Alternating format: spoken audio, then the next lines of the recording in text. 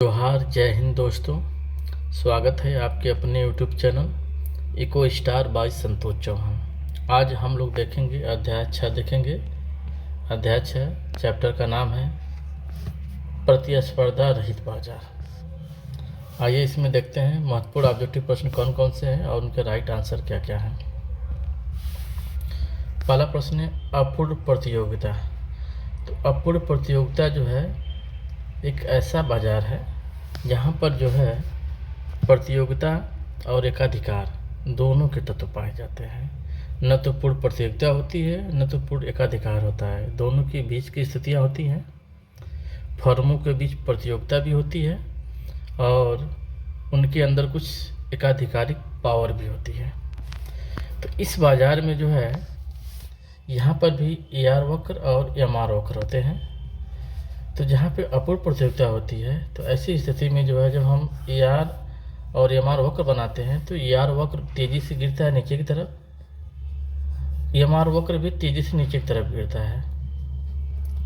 दोनों वक्र कुछ इस तरह से बनते हैं। तो AR वक्र ऊपर होता है, MR वक्र नीचे रहता है। तो जो तेज़ी से नीचे गिरता है वो MR वक्र होता है और AR वक्र इसके ऊपर होता है। आइए हम विकल्पों को ध्यान दें। औसत आगम यानी AR और सीमांत आगम यानी MR बराबर होते हैं। तो ये कथन गलत है। AR और MR जो बराबर होते हैं ये पूर्ण प्रतियोगी बाजार में बराबर होते हैं। औसत आगम और सीमांत आगम वक्र एक गति से नीचे गिरते हैं, ये भी कथन गलत है। दोनों अलग अलग गति से नीचे गिरते हैं। सीमांत आगम की गति अधिक होती है, AR की गति कम होती है। औसत आगम वक्र सीमांत आगम वक्र से अधिक तेज़ी से नीचे गिरता है, तो यह भी कथन गलत है। सीमांत आगम वक्र यानी MR औसत आगम वक्र से अधिक तेज़ी से गिरता है, यानी ये कथन सही है। इस तरह होता है, ये AR वक्र है, इससे तेज़ी से गिरता है MR। तो राइट आंसर होगा पहले का, D होगा। सीमांत आगम वक्र औसत आगम वक्र से अधिक तेज़ी से गिरता है। आगे हम लोग देखते हैं क्वेश्चन नंबर 2। एकाधिकारी मूल्य विभेद की महत्वपूर्ण शर्त क्या है? मूल्य विभेद का मतलब जो है अलग अलग बाज़ारों में अलग अलग कीमत पर किसी वस्तु को बेचना। तो हम जो है एक ही वस्तु को जो है अलग अलग कीमत पे कैसे बेच पाएंगे? बाज़ार का पृथक होना। अगर बाज़ार अलग अलग हैं और अलग अलग बाज़ारों में मांग की स्थितियाँ अलग अलग हैं तो एक ही वस्तु को एक ही अलग अलग कीमत पे भिन्न भिन्न कीमत पे बेचा जा सकता है। तो ये कथन सही है। क्रय शक्ति में भिन्नता। यदि क्रेताओं के बीच क्रय शक्ति में भिन्नता है, किसी बाज़ार में हो सकता है क्रेताओं की जो है क्रय शक्ति अधिक हो, परचेजिंग पावर अधिक हो, तो किसी बाज़ार में कम हो सकता है। तो क्रय शक्ति में भिन्नता के कारण जो है एक ही वस्तु को अलग अलग कीमत पे बेचा जा सकता है। मांग की लोच में भिन्नता है। अगर मांग की लोच में भिन्नता है तब भी जो है एक ही वस्तु को जो है अलग अलग कीमत पे बेचा जा सकता है। तो दूसरे का जो राइट आंसर होगा उपर्युक्त सभी, उपर्युक्त सभी। आगे देखते हैं तीसरा। अपूर्ण प्रतियोगिता में कीमत कम होने पर बिक्री पर कैसा प्रभाव पड़ेगा? जाहिर सी बात है, जब कीमत कम हो रही है तो डिमांड तो हमारी बढ़ेगी, मांग बिक्री बढ़ेगी, तो बिक्री अधिक हो जाता है। तो तीसरे का आंसर होगा B। चौथा देखते हैं। प्रतिस्पर्धा रहित बाजार में मांग वक्र होता है। तो प्रतिस्पर्धा रहित बाजार में जो मांग वक्र होता है इसी को हम बोलते हैं AR वक्र बोलते हैं। यानी जो औसत आय रेखा होती है, जो AR वक्र होता है जिसको बोलते हैं औसत आगम वक्र जो है, यही रेखा हमारी मांग रेखा होती है।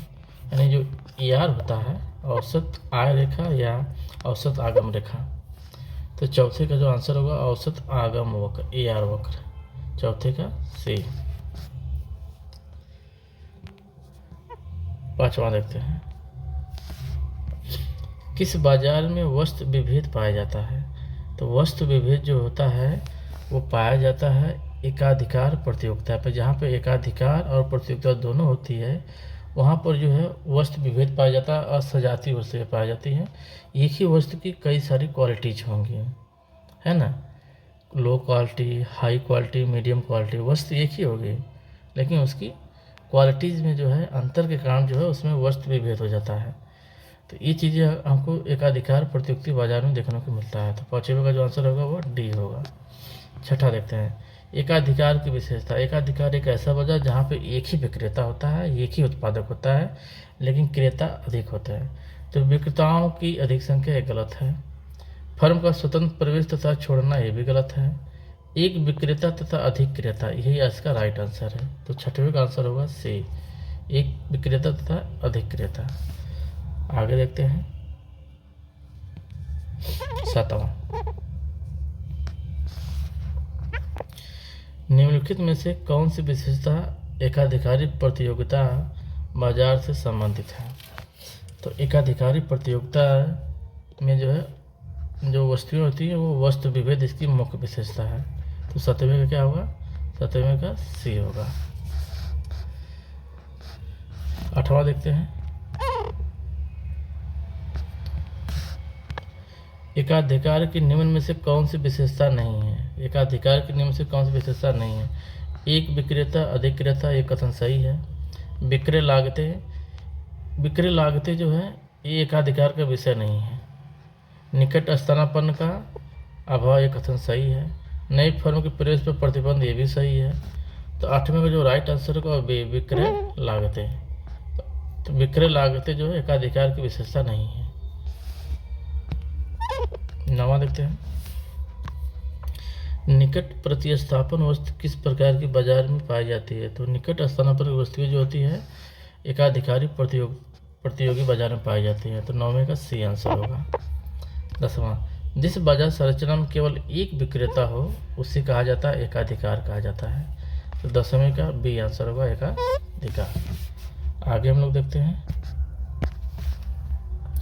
दीर्घकाल तक एकाधिकारी का लाभ रहता है। तो एकाधिकारी का लाभ दीर्घकाल में असमान लाभ रहता है, यानी धनात्मक लाभ रहता है। तो 11 का जो ये आंसर होगा धनात्मक लाभ। 12 देखते हैं, वस्तु बाजार में एकाधिकारी प्रतिस्पर्धा निम्न में से किस कारण से उत्पन्न होती है। तो ये प्रतिस्पर्धा जो उत्पन्न होती है वो असजातीय वस्तु के कारण उत्पन्न होती है। तो 12 का बी हो जाएगा।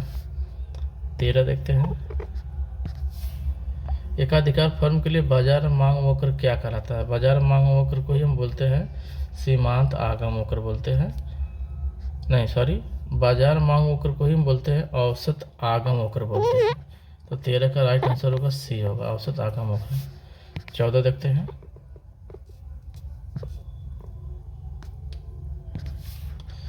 किस प्रकार की बाजार संरचना में कीमत कठोरता का विशेषता पाई। कीमत कठोरता जो होती है, कीमत दृढ़ता जो होती है वो हमको मिलता है अल्पाधिकार में मिलता है। तो 14 का जो राइट आंसर होगा डी होगा।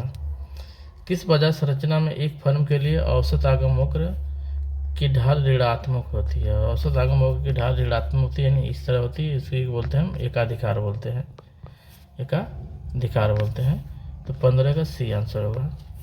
तो ये रहा जो है 15 प्रश्नों का एक सेट रहा, और हर प्रश्न का क्या आंसर होगा मैंने आपको बता दिया है।